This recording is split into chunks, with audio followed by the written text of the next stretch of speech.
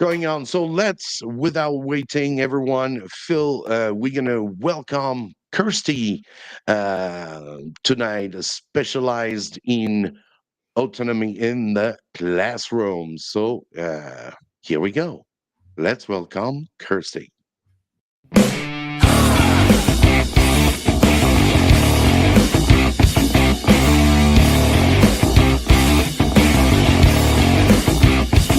And now let's welcome today's guest, Kirstie Jackson Wilms.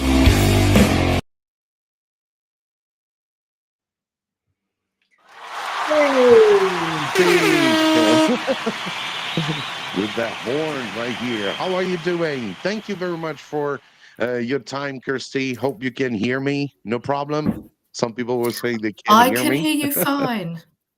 Yeah. All Thank you for right. having me, by the way. I'm excited to do this. So yeah. Yeah, welcome. Whereabouts are you? Okay, I'm here. Joining us on stage, Kirstie? I'm in Germany. In the fairly far west of Germany, near Bonn, if people know the geography. We're about 2 hours from the German border, German border with the Netherlands. So. Oh, okay. So kind of like top corner kind of thing. Sort of middle side. If you imagine Germany as a square, and we're kind of in the middle of the western side. So got it. Yeah, I got it. So what we normally do, Kirstie, we have a guest on each week, where we try to get a guest on each week, and each week they talk about their kind of specialist subject. So before we get into learner autonomy, which you're quite knowledgeable about and something you've got a big passion in, right? Can you just quickly introduce yourself for everybody, and how long have you been teaching, and what brought you to teaching? How long have I been teaching? Ages, since 2007. And before I was a teacher, I actually worked with old manuscripts in a library, with the sort of the medieval manuscripts, but there's no people involved. And I wanted to do something with people. So I retrained, did my CELTA in 2007. And I've been teaching ever since. I came to Germany in 2010. Never want to do anything else. Yeah. So these are they're like the medieval manuscripts you need to put on gloves kind of thing, and wow. Yeah. Oh, we've got to have a talk about that. That's something that really interests me, actually. Let's do it. Yeah. I can have a proper geek out about manuscripts as well. Oh, let's do it. It's on. We got a date. All right, you guys stop chilling for a while. Come on. All right, here we go. So we're going to start with the. I'm still here. This time you can hear me all fine. Here we go with the first question. So, what does learner autonomy really mean in the context of ESL classroom, and how has your own understanding of it changed over time? That's a really good question. In the context of the ESL classroom, it's pretty much what Stu was saying, I think, at the beginning. It's about handing responsibility for learning over to the learners. So the learners start to decide more how they learn, who they want to learn with, what they want to learn. But it's at the same time moving the responsibility away from the teacher. What I used to think was I stayed sort of as a teacher in charge of the classroom, and I just said to the learners, go away and learn, but without changing the paradigm, the sort of the power paradigm in the classroom. So it's much more about shifting that paradigm so it's more level, teachers and learners on the same level together, than having the teacher kind of up here with all the control and just saying, go away and learn. If that makes sense. Yeah, that makes really good sense. Actually, is like shifting levels down and empowering your students to know how to go Yeah, away and learn, right? And yeah, when I first started teaching, I really just thought about the classroom, my own lesson plans, my own view of what was going to be going on. I might set some homework, which I'd check. It was very teacher centered and it was very classroom mm-hmm. centered. And I didn't really think about learner autonomy at all. How would the students be learning outside of the classroom? What would be the process? Is it work? Yeah, I didn't put thought to it. And I think as the years went by and I got more experience, I got more interested in learner autonomy. But yeah, for lots of people, it can be like quite a buzzword, right? We kind of think we know things, yeah, but we don't really know how to do it. So, yeah, what kind of A methods bit might you use? scared of losing the control, right? Yeah, Bit yeah, scared of losing yeah, control. yeah, That's pretty yeah, much it. Yeah, that's classroom management here is going to be yeah, a big deal because it's good to leave the kids working for themselves about the topic, but it's often sometimes you feel like it's like driving without your hands on the steering. yeah, yeah, yeah. You're on a bike and you're steering just with your back or your bottom or yeah. something. And yeah, exactly. Yeah, That's it. yeah, I think But a lot of yeah, we have teachers um, a lot of teachers have a fear of losing control of the classroom. They feel that they should be yeah, holding the rope of all of the students. You've got shoes yeah, at the end of all different ropes, and the teacher holds it. And you shouldn't yeah, be yeah, intimidated by allowing your students or encouraging your students to learn independently. yeah. I know when I did my CELTA, and it was very much if you don't know what's happening every second of that lesson, you've not done your job properly, Yeah. essentially. And it's just about having the confidence as a teacher to step back a Mm. bit. And the learners, how to manage themselves. They learn about group work. It's not just the English knowledge, the language knowledge that they're learning. They're learning how to manage themselves as well, which it can be scary. When I started experimenting with more autonomy in the classroom, I was scared because I didn't know what was going Yeah. to happen. But the learners stepped up to the plate and they did it. How If how you, how did when you just when you first started experimenting with learner autonomy, how did you do it? Like what did you do? what did I do? Little things to start with, more to do with classroom management.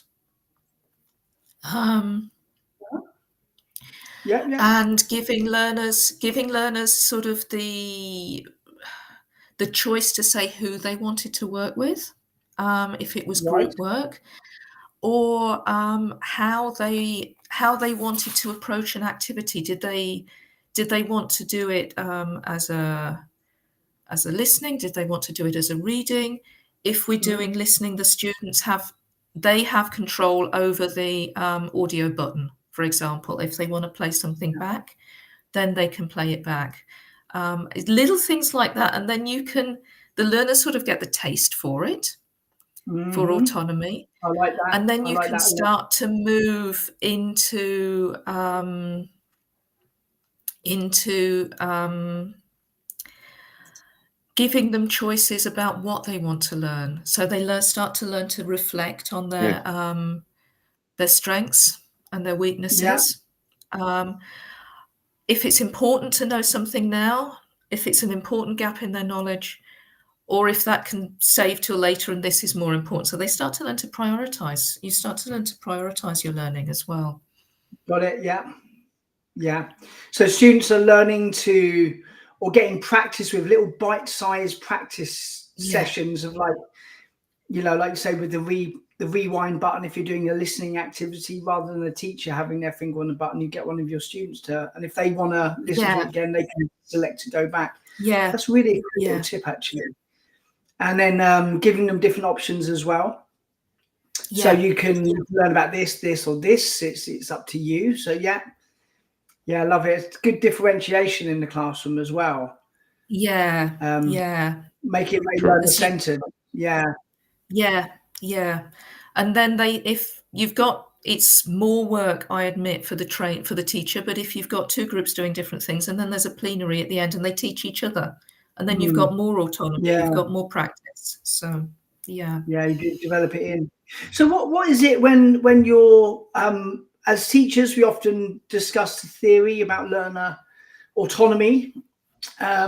We think we know what it means, but why is it that lots of teachers don't really give it a go in practice? I think different people mean different things by autonomy. So different people might be doing different parts of autonomy in the classroom. I had a look at the research, and there's at least 5 different definitions of learner autonomy out there. So everybody might be doing something different. That's one thing. Another thing, as we were saying about CELTA, you're not encouraged to let go when you're training.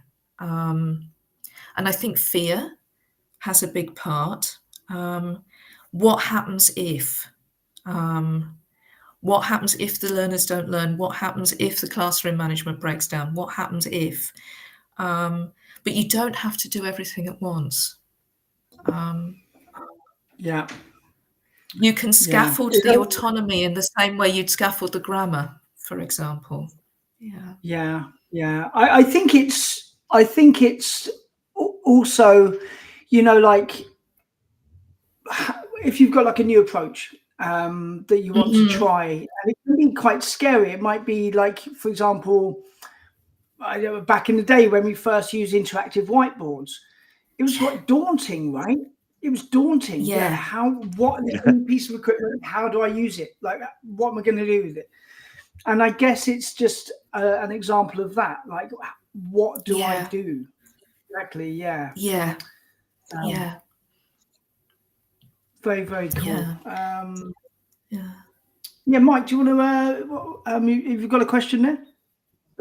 We can go with with the third question right here. What are some small practical steps teachers can take to encourage autonomy, especially in more traditional classroom settings? That's what we were talking about early, right? Some small, like, practical steps for teachers so that they can take to encourage autonomy. Any little tips? Encourage the students to move around the classroom. I was talking to a colleague about this, and she taught, I'm not sure where in East Asia, but the desks were fixed to the floor and the chairs were fixed to the floor. And so she got the students to move around. That's one thing you can do. You have to sort of think outside your classroom box a little bit. And what works really well in any classroom is encouraging the learners to reflect on things, what they did well, which is really good for motivation, and motivation is good for autonomy. What gaps they can see in their knowledge, what they want to learn, what they want to do better, and what they want to learn next, and then sort of getting them to think, how can I learn this? Do I need to be in a classroom to learn this, or can I watch a video? Can I try reading something? Can I try blogging? Can I go in a chat room? I see learner autonomy as like, let's have an analogy of like a ladder, and you're at the bottom of a ladder, And at the very top of the ladder where you want to get, that's true learner autonomy. But you've got different rungs of the ladder that you need to ascend in order to get to the top, this full learner autonomy. And it can start in the classroom, like choose your own activities, move students around so that they start to take control of their own learning, and it's not so teacher directed. And these are the ladder. Go home and find a website about learning English, and then come back tomorrow and tell people what the website is. So you've got all of your students, they go home and they find a website that they like, come back into the classroom, you write it on the board, you get everyone's ideas, and you're developing this autonomy, and you're taking it through the rungs of the ladder towards learning autonomy. Exactly. I really understand about the fixed desks in Asia as well. Because me and Mike, we taught in China for years. Public schools, those desks are going nowhere. Always the same settings. Bolted to the floor. So, like, what do you do? Like, and you've got these like real problems that teachers have in these classrooms. How to sometimes you bump into the desk, and that really hurt. Yeah, you bang your knee on the underside of it. But how do you do pair work, group work, mingling? And you've got these real kind of practical problems, right? That you have to kind of overcome. You have to find a way. Yeah. And it's different for different age groups as well. How you could work with how you work with teenagers is different to how you work with adults, is different to how you work with young learners. Yes, true. And I think it depends a little bit on the capacity. At different age groups, people have different capacities for motivation and reflection, I think, as you develop as a person. So maybe with very young learners, I do more sort of, I mean, I'd call it carpet time or circle time. You know, everybody's sort of in a group, and they can reflect together on the choices that they made, or give a limited number of choices. It doesn't have to be a completely free choice at that stage. It's a bit like, do you want pasta or do you want rice? You know, what would you like to do first, kind of thing. Would you rather do this in this way or in the other way?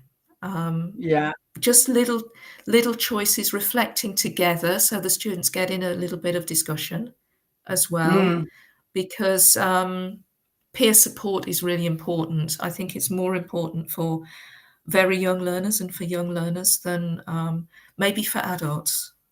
I've taught a lot of one-to-one adults, and they're fine just choosing for themselves because they do it every day at work. But maybe bring it down and give choices, but give them it's more a which rather than a completely free what, maybe, for young learners. With young learners, what I like to do, I like laminate some smiley cards, like emojis, like smiley, plain face, sad, tears, really happy, love. And then at the end of, like in the morning, if I sit down with the students, we do circle time, hold up an emoji about how you feel that day. So you are giving students, even very young learners, choice. And you start weaving in the idea of choice into all of your classes, and then they can start taking that away. Once they understand that they have choice in the classroom, they can take it away, and they realize that there's also choice at home as well. And you could even use those emoji cards after an activity. How do you feel about talking about animals? Or how do you feel about talking about family or something? And they can hold up, and then they can talk about why it feels good, what they did well, why it feels a little bit iffy, maybe. Really, really good. And like if you laminate them, you can kind of keep them as well, right? Yeah. Yeah. I used to freelance for a company called StudyCat. And StudyCat is it's a language app for predominantly for young learners, and students can learn on the iPad, they can learn on the phone, and they can learn languages. You've got very low level, it's graded, and it works up into stories. Really, really clever. StudyCat, check it out. And their big thing was about learner autonomy. And with EdTech, you've got the ability to take things out of your classroom. When students go home, the parents have a phone, and you can get apps. They're often free. Get them on the phone, and the student can spend 20 minutes each day being on the phone. They already like going on TikTok and playing games or whatever. But rather than just mindless scrolling of videos, it's his focused learning. And so you can set a homework task to the parent. Okay, sit with your child and choose a story that they're interested in. And the student, it's learner autonomy. They're going, and soon the student won't need the parent.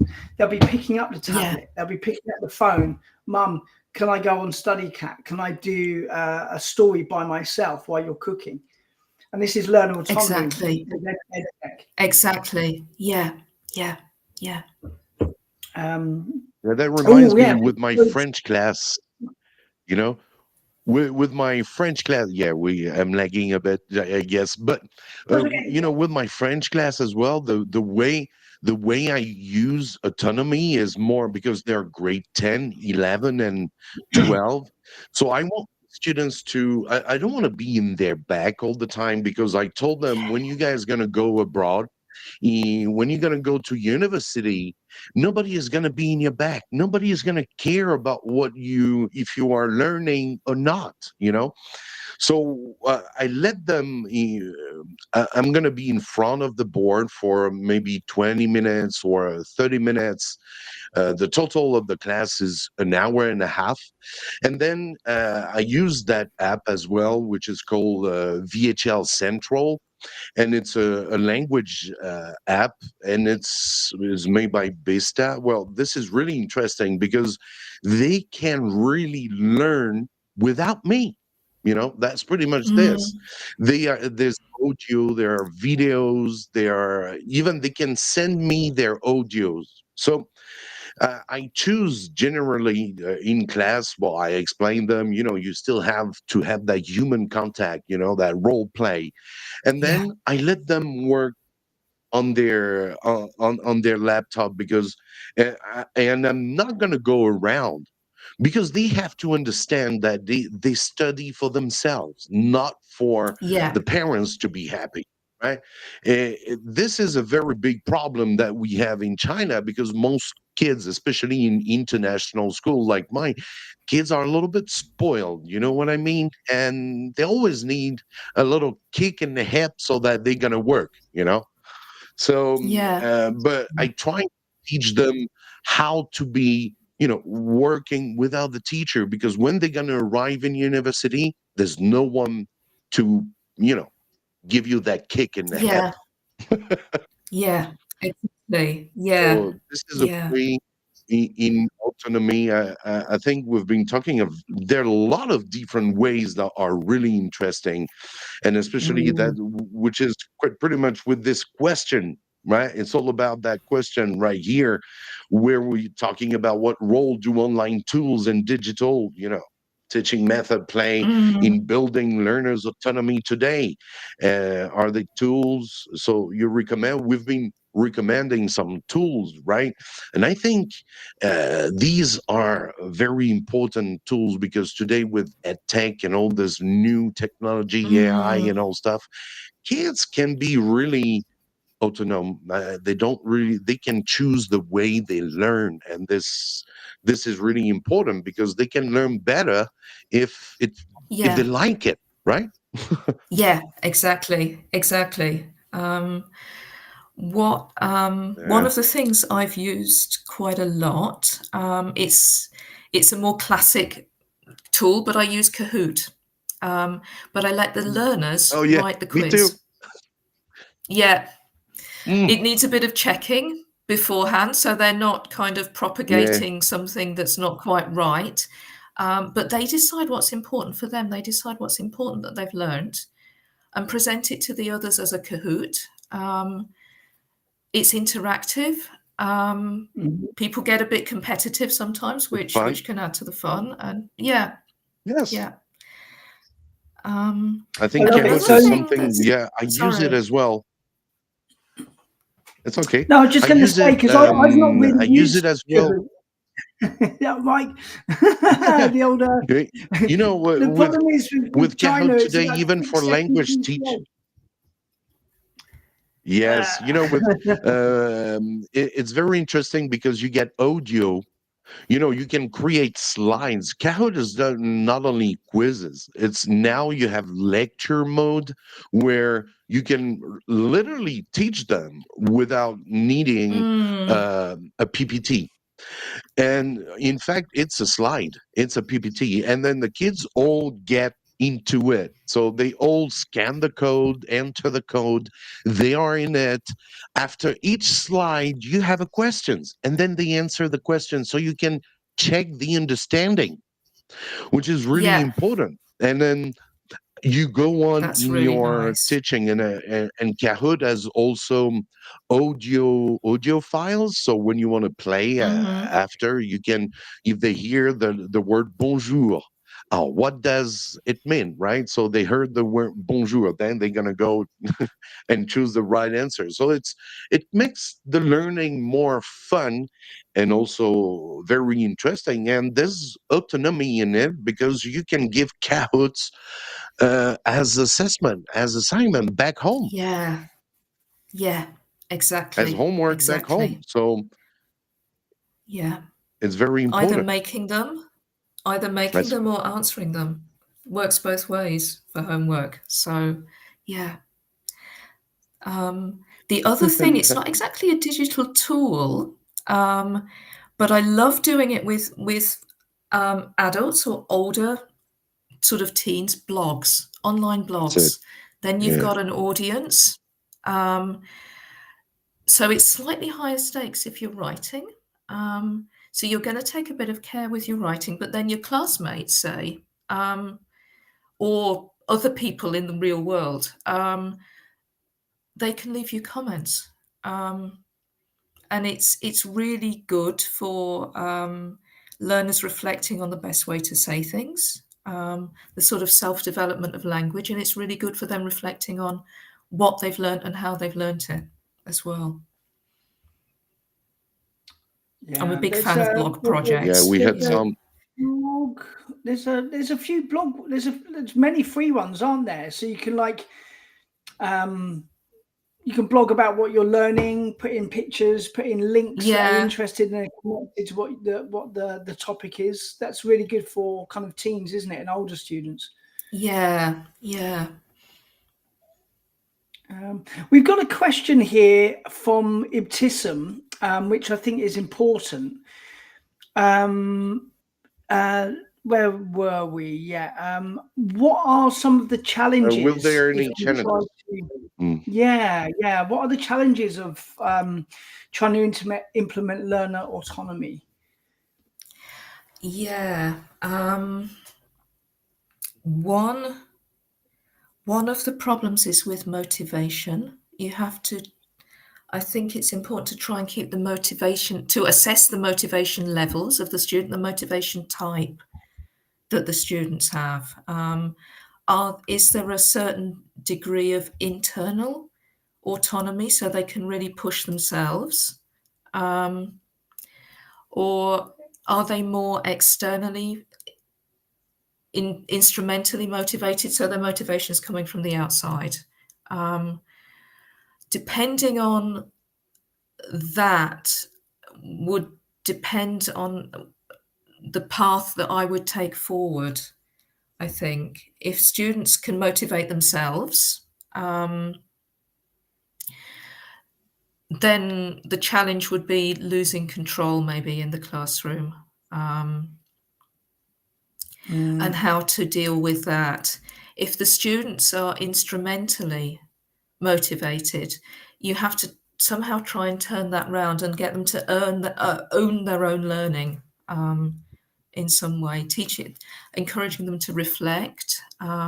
Maybe what I've also done with younger learners and older ones, actually, they've drawn or they've written their own learning sort of path, their own learning story. Say, you can make it fun. You're on a hike, you're on a balloon ride. What are the steps that you're taking? Where are the obstacles? Maybe it looks like a big mountain. How are you going to get up there?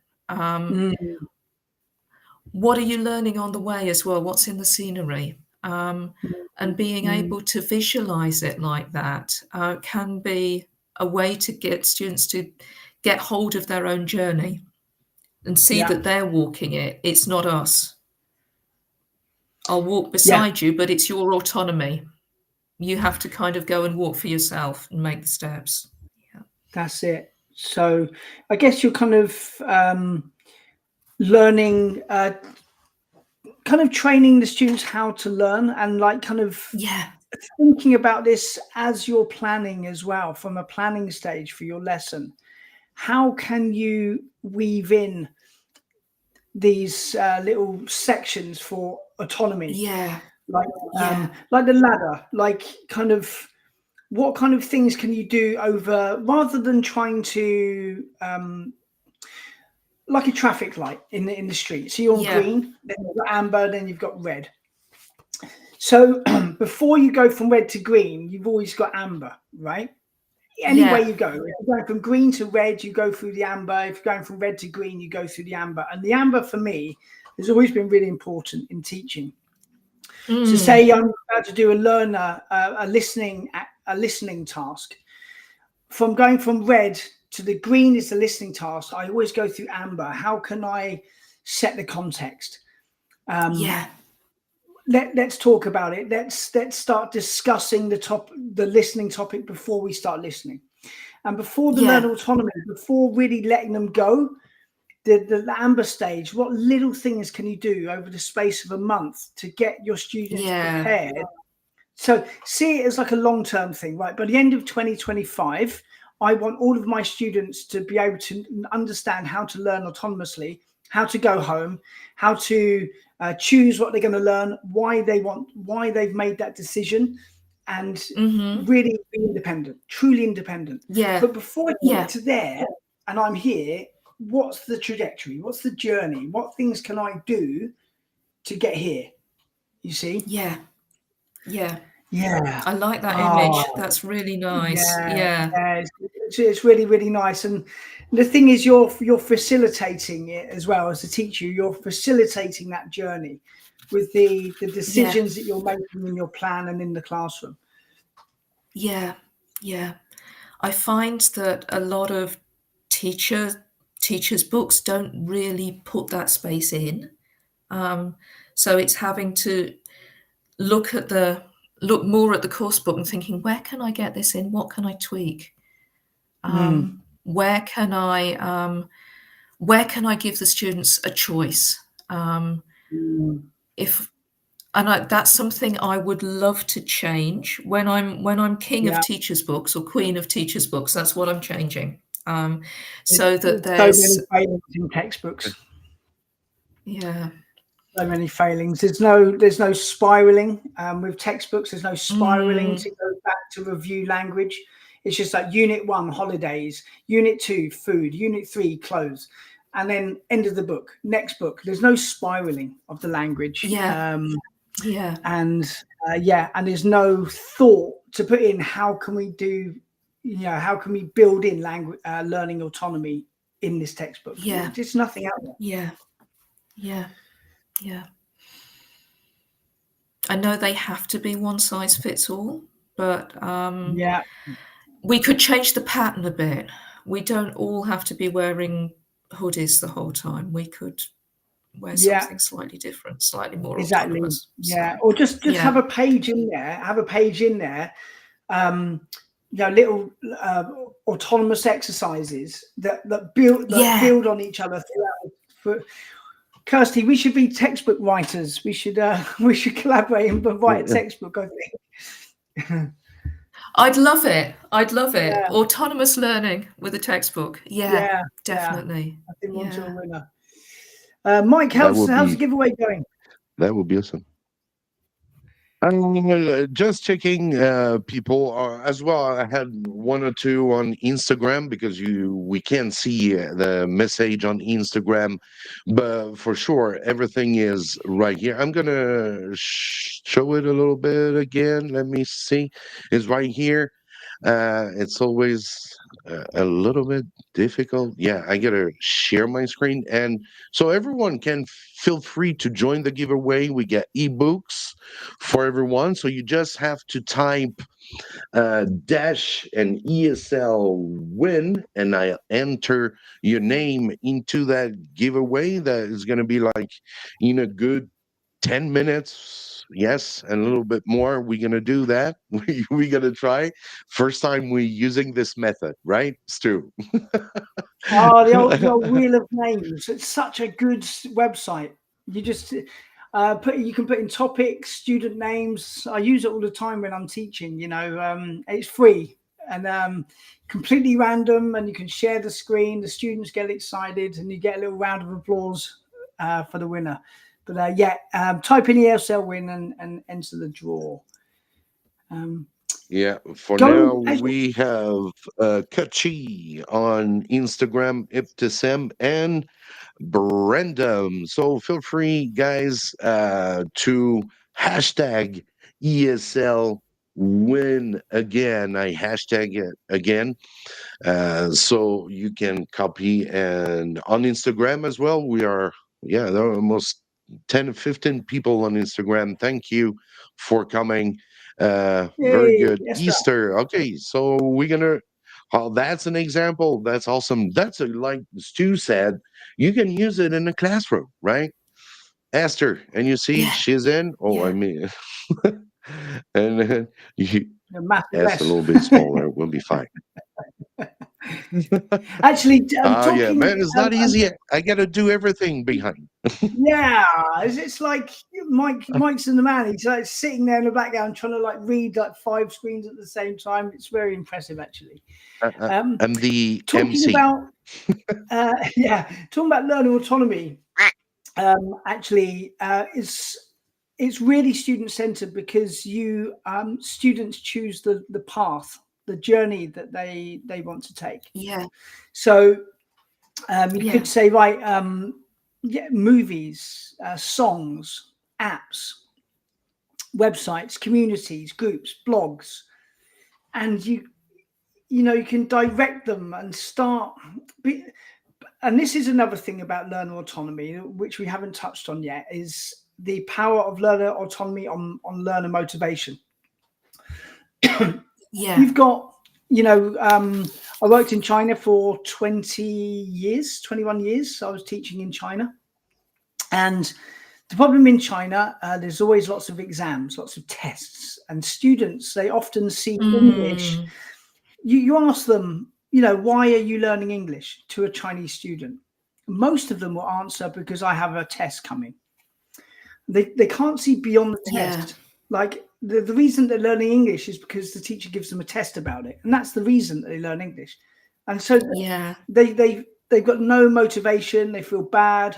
They're motivated by fear of doing badly in the test rather than being motivated by improvement in language and feeling good about themselves. Everything's very negative. Nothing's positive. So when you're doing like learner autonomy, you are showing the student that there's more to language learning than meets the eye. It's not just about the classroom. They can go home. You've given them a blog. You show them in the classroom, like, this is the blog. This is what the kind of things you can do. Let's work together now to put a link in. Let's put a photo in. Make a little movie of yourself saying this sentence and upload the sentence onto the blog. You can set it as private, so only those in the classroom can see it. There's so many things you can do that students can feel good about language learning, feel Yeah. I can do this. This is working. Yeah. Yeah. There was a really, really nice study that was done with, I think it was university students in China. So tertiary level, but I think it would work at other levels. And they had a sort of a WhatsApp community, and I think it was called the Blue Cloud Cafe or something. They called it. They chose the name for it. Yeah. And it was student moderated, student led. The lecturer would come in if there was a question, but they wouldn't interfere, and it let the learners really develop their own second language personality. It let them own the language, and it was lovely. It was just lovely. That wouldn't have been WhatsApp. That would have been this little one here. See those two language bubbles? Yeah. That's Yeah. WeChat. WeChat. Yeah. WeChat is like WhatsApp, but like 5 times as good. WeChat is amazing. Yeah, you've got it's got all of these features that WhatsApp just doesn't have. It's got it's like Facebook and WhatsApp in one. It's a really great app. It would have been that, and that's a fantastic. And you can buy 2 potatoes with it. Yeah, and you can buy potatoes with it as well, or anything. You can shop with it. Everyone in China, they never use cash; they just shop on WeChat. Like, it's very, very clever app.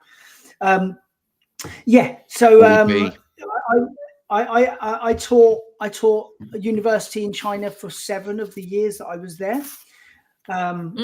Motivation is a huge problem. Lots of English is a compulsory module in nearly all of the Chinese degrees.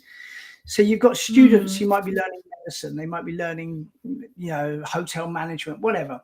They'll have English as a module, and most of them hate it.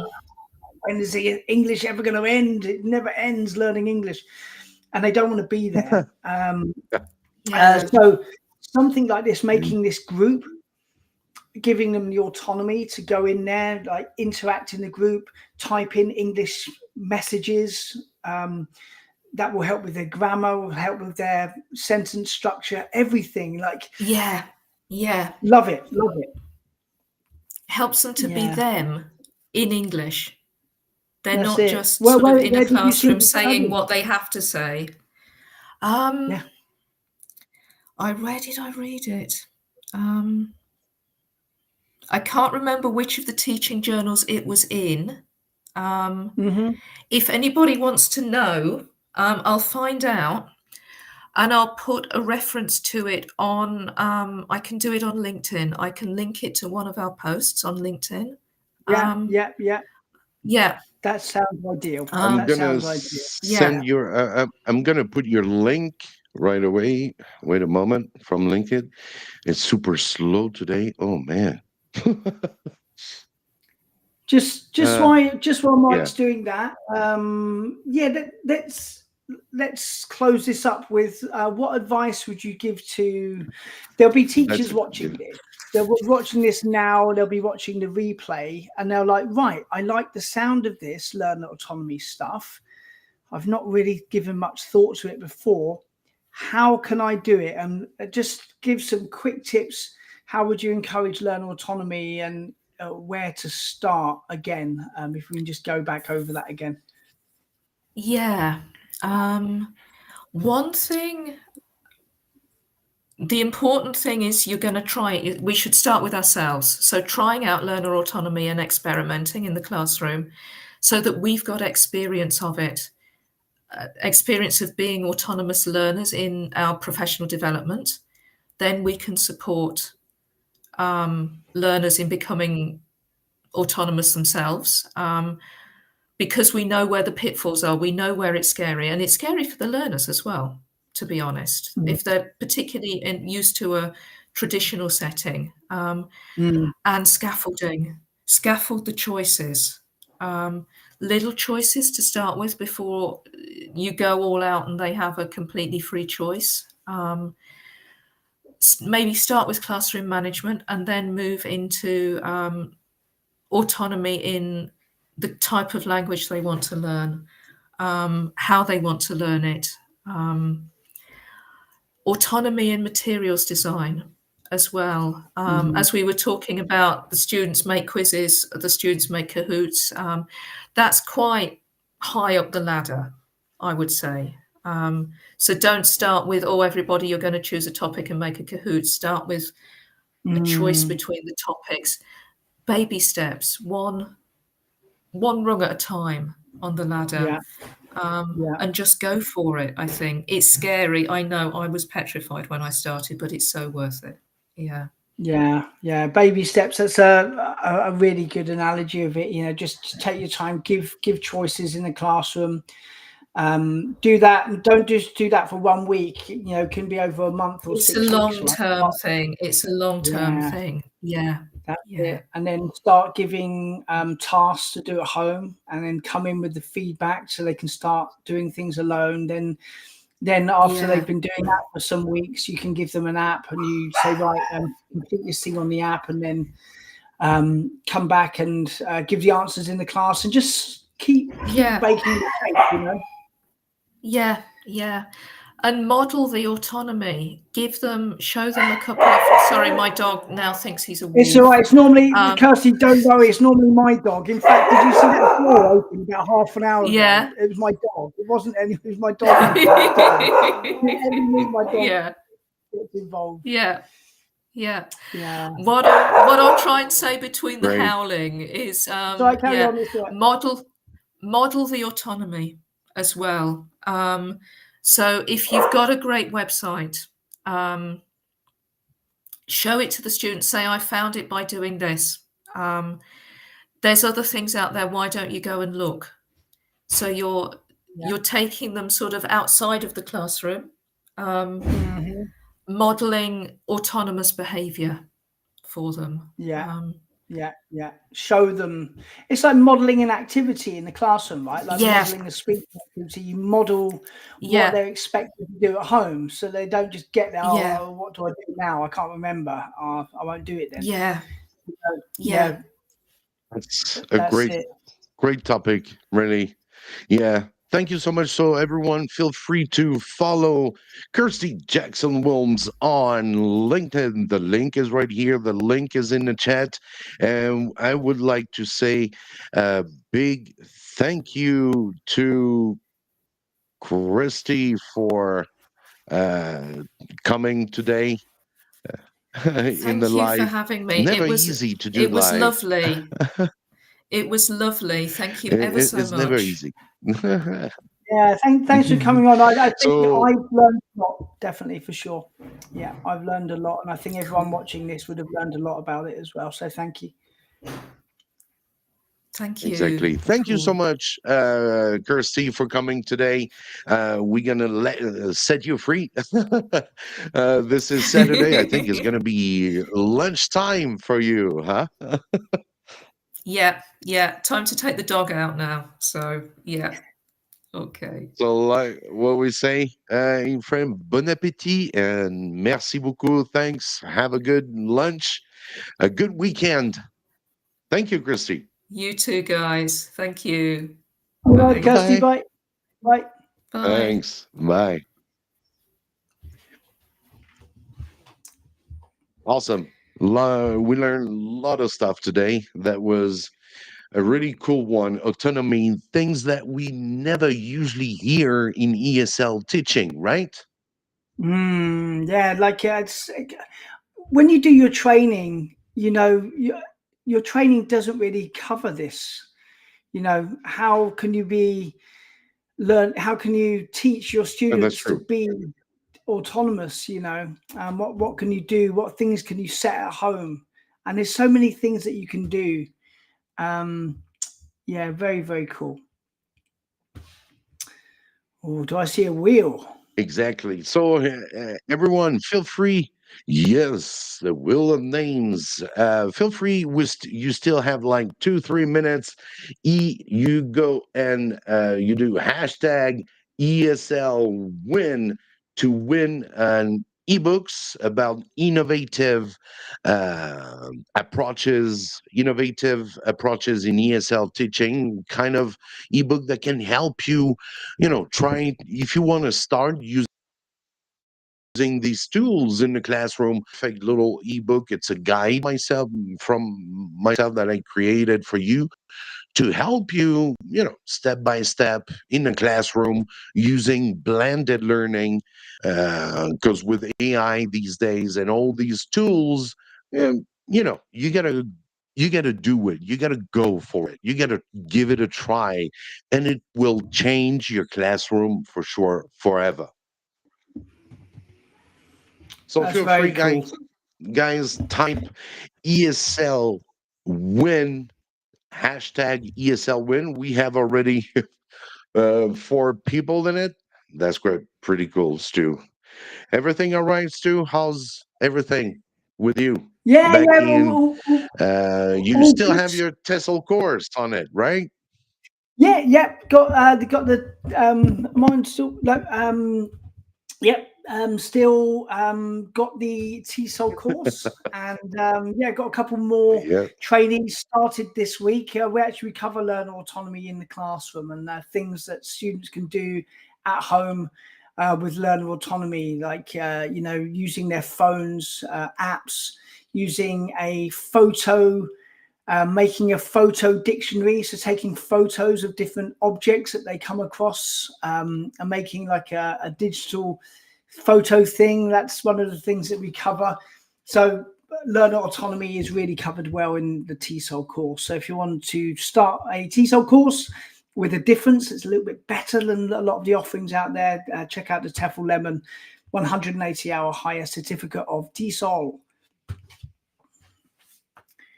Yes, and the link is in the chat. A super TEFL course that I really recommend to everyone, and it's accredited. You can with this, you're gonna find all kind of ESL jobs or English teacher jobs in all around the world. It's accredited by an accredited body called ACTEC, right? Which is Yeah, one of ACTEC. the most difficult accreditation that you can have in this world. That's it. It's one of the most difficult. I could have chosen an accreditation. A lot of accreditation bodies out there are dodgy. You pay them, they'll accredit it. Thank you. Give me the money. Thanks. It's accredited. We didn't do that. We chose the hardest one, and they improved the course no end. Yeah, they only accredit 3 courses in the whole world. All the others fail. They don't get What? Only accredited. 3. Yeah. Yeah, it's almost So impossible to imagine. get Yeah, accredited. someone. It's really hard. Wow. So guys, go for it. The link is in the description. If you want to have a real TEFL course, go for Stu ones. He's gonna be here with you, helping you all the way, supporting you. And yes, we had as well Ricky Knox was saying, what are those words here on the top? Yeah, these words are for the giveaway, giving an ebook away for today. So you can, do I add your name? Yeah, go ahead. We're Yeah, gonna I go. Hey, a big probably shout out as well probably. to Sharina right Oh, hey, here. Trina. Welcome, Sharina Smith. She was one of our guests a couple of months ago. She's always very, uh, how to say, very active on Mike's Home ESL and the ESL live stream, and always it was a good fun. We had a good live with her as well. Yeah, Sharina runs a group called TEFL on the Go, and it's great particularly if you're a new teacher and you need the guidance and support from those around you. You don't really know what you're doing, but you know you want to do a great job. Check out TEFL on the Go. It's a good starting point for you. Great. So we're not gonna wait anymore, and let's spin that wheel to see who's gonna be the winner. Hey, Iptisim, right? We'll see. We Here don't we want to go. make it appear that Uh-huh. it's like it's completely random. Gucci. Yeah, Gucci on Instagram. He was, I don't know if it's he or she, but I will have to find him back right there on Instagram. If you see that, feel free to contact me on this email right here that I'm writing. This is my best email. If you want to contact me, there's no problem for others. You might be in my spam folder, but I always check out my spam folder because there are a lot of people contacting you, and sometimes it goes in the spam. That even sometimes one of your email went to my spam folder. So you know. Drive you mad, spam So folders, don't they? They're congratulations really to Gucci. wrong thing. Yeah, well done, Gucci. Yeah, Yeah, well done, Obtism. and that's gonna be it. Obtism So just finished the TESOL course, so yes. she's got a certificate Oh, really? on the way soon. Yeah, yeah. You see, this is testimonial. It's really important here in the live. This is not the TEFL that are the fake ones, right? That we can see a lot around in here. We can see here at the SEM. You can maybe contact her if you want to. She would be she can tell how the course is good. Thank you, Yeah, she Ibtisam. was a A big really shout good out trainer. to Ibtisam. Yeah, Yes, she was thank you, Stu. really good. That's gonna be it for today. I hope you're gonna have a good weekend. You know, the weather is nice as well in Xi'an, China. And hope to see you. We're gonna go on next week. Today, a lot of people came on the live. That was nice. Very good topic. Feel free as well if you want to join. Yeah, Stu. People can Yeah, come as well, right? yeah. Just you can message Mike or myself. We can get you On on the live. LinkedIn. Kirstie today, yeah, on LinkedIn. Kirstie today had never done a live before. This was her first time. She had a passionate interest that she wanted to share, so we got her on. You know, we want to hear from you. So if you are out there, you've got a really passionate about a particular area, come on, we'll talk about it. That's it.